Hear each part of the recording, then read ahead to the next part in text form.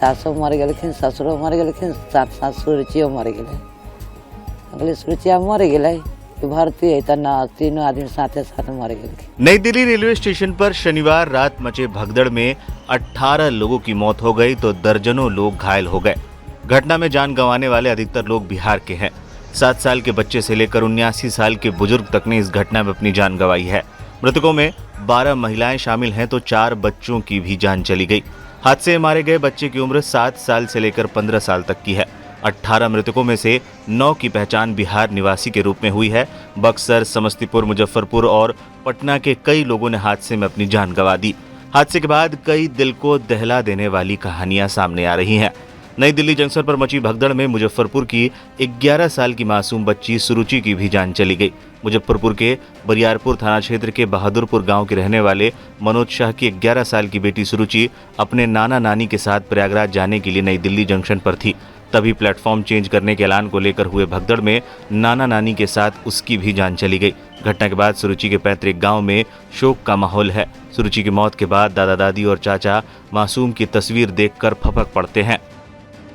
9:30 बजे में सजली पुतो फोन कर केवल हम माए सुन का बतियात रही बतियात में ना फोन उकार दिलखिन, चिल्लाए लगलखिन, सब फोन न उठबै से मम्मी अपने देखियो तो फोन कऽ तो हम फोन कली तो एक बोली बोल रही सुरुचि के मम्मी करे कि बोलू बस कार दिलकै। ओकरा बाद ओकरा मामा के पास फोन लगलिए तो ओकर मामा के पूछले हमर बेटा की साहब तोरा कथी जानकारी है, तो हमरा पास कुछ जानकारी ना है। तो फिर हम अपना पास बेटा के फोन कलिए तो बेटा कहले कि से माँ हमरो पास जानकारी न है अभी से हम तनका देर में करैलो। तो हम ऐसे हम गुनगुन कर रह गए। उन्ने से फिर बेटा कहल 12 बजे रात में फोन। तो हम पूछलिए जे की समाचार है, तो कहले कि माँ समाचार तो यही कि सासो मर गए, ससुरो मर गए, साथ साथ सुरुचियो मर गए। अगले सुरुचिया मर गए, भर्ती है तो तीनों आदमी साथे साथ मर गए।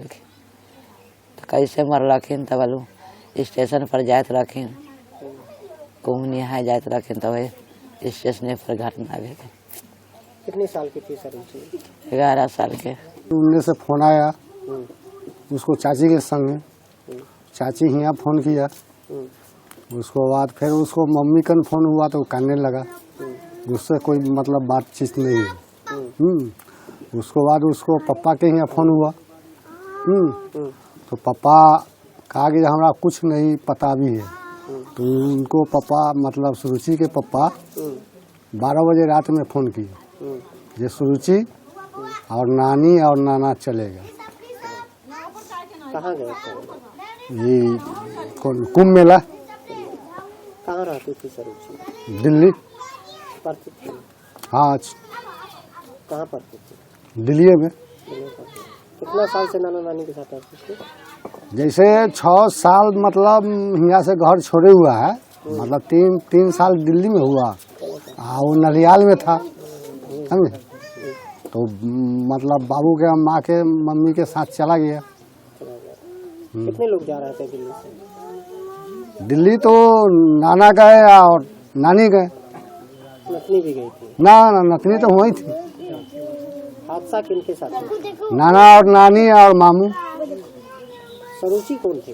सुरुचि तो पोती है हमारा। पोती उन्हीं के साथ गई थी? हाँ। कितने लोग मरे थे साथ में? साथ में तो 3 लोग मर गए, खाली मामा बच गए।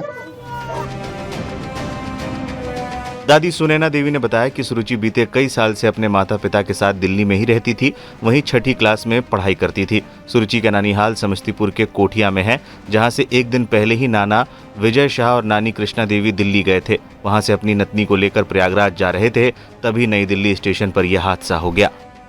मुआवजे का ऐलान, हादसे की होगी जांच। नई दिल्ली रेलवे स्टेशन पर भगदड़ मामले की जांच करने और घटना के कारणों का पता लगाने के लिए 2 सदस्यीय उच्च स्तरीय समिति का गठन किया गया है। वहीं नई दिल्ली रेलवे स्टेशन की घटना के प्रभावित लोगों को मुआवजे का ऐलान हो चुका है और मुआवजा वितरित भी किया जा रहा है। मृतकों के परिजनों को 10 लाख का मुआवजा, गंभीर रूप से घायल लोगों को 2.5 लाख रुपए और मामूली रूप से घायल लोगों को 1 लाख रुपए का मुआवजा दिया जा रहा है। प्रयागराज होते हुए बिहार जाने वाली स्वतंत्रता सेनानी भी थी लेट। शनिवार रात महाकुंभ जाने वाले यात्रियों की रेलवे स्टेशन पर भारी भीड़ उमड़ पड़ी थी। प्लेटफॉर्म नंबर 14 और 15 के बीच पुल पर भीड़ के अनियंत्रित हो जाने से सीढ़ियों पर खड़े लोग हादसे का शिकार हो गए। एक अधिकारी ने बताया कि स्वतंत्रता सेनानी एक्सप्रेस और भुवनेश्वर राजधानी एक्सप्रेस देरी से चल रही थी और इन ट्रेनों के यात्री भी प्लेटफॉर्म नंबर 12, 13 और 14 पर मौजूद थे। स्वतंत्रता सेनानी एक्सप्रेस प्रयागराज होते हुए बिहार जाती है और बड़ी संख्या में लोग इस ट्रेन पर बैठना चाहते थे। कई गाड़ियों के लेट होने के बीच जब एक स्पेशल ट्रेन की घोषणा हुई तो अधिक से अधिक लोग उसकी तरफ बढ़ना चाहते थे, जिससे ये हादसा हुआ। और हम लोग बाहर काम कर रहे थे, रोज की तरह जैसे काम करते हैं, रोज की तरह काम कर रहे थे। एकदम चीखने चिल्लाने की आवाजें आई और बिल्लाने की आवाजें आई तो एकदम सारे कुली भागे वहां पर। और वहां पर भागा तो देखा कि बच्चे नीचे पड़े हुए हैं, औरतें भाग रही हैं, लेडीज भाग रहे हैं, जेंट्स भाग रहे हैं और लोग चीख रहे हैं, चिल्ला रहे हैं। हम लोगों ने काफी लोगों को, बच्चों को उठाया, बच्चों को उठा करके और उनको बाहर लेकर के आए। बहुत सारे कुलियों ने, कुछ लोग जो खत्म हो गए थे, कुछ बेहोश हो गए थे, उनको उठाया, उठा के एम्बुलेंस तक पहुंचाया। कुछ लोग दबे हुए थे, 8-10 बच्चों को तो हमने निकाला। अब वहां ऐसे बच्चे चीख रहे, चिल्ला रहे। एक दर्दनाक वाकया बताता हूं मैं आपको, जो हमारी आंखों में आंसू आ गए थे। एक औरत थी जो चिल्ला रही थी कि उसकी 4 साल की बच्ची थी, वो रो रही थी कि मेरी बेटी मर गई, मेरी बेटी मर गई। सर उस बेटी को हमने पकड़ा, उस बेटी को लेकर के हम बाहर तक पहुंचे सर। और 2 मिनट बाद उस बेटी को सांस आ गया और वो रोने लग गई सर। उसकी माँ जो रोई ना सर, खुशी के मारे, मेरी बेटी बच गई, मेरी बेटी बच गई। सर कितना बड़ा दर्दनाक आंख होगा अगर आपकी बेटी, आपका बच्चा अगर 1 मिनट के लिए मर गया और दूसरे मिनट आपको पता चले कि वो बच गया, क्या मंजर होगा सर। तो हमने अपनी जान की परवाह नहीं करी। हम अपने आप को बेवकूफ भी बोल सकते हैं, बहादुर भी बोल सकते हैं, जो हम भी कूद गए उसके अंदर, हमारी भी जान आ सकती थी क्योंकि भगदड़ मच रही थी।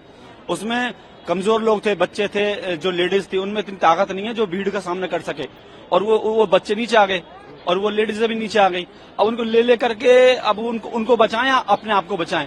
कुछ मर गए, कुछ बेहोश हो गए, बेहोशों को भी पहुंचाया। मैं तो दुआ करता हूं ऊपर वाले से, ये मालिक उनकी जिंदगी बच गई हो, शायद उनको होश आ गया हो जैसे उस बच्ची को होश आया था। तो बहुत सारी बच्चियों की जिंदगी बचाई सर।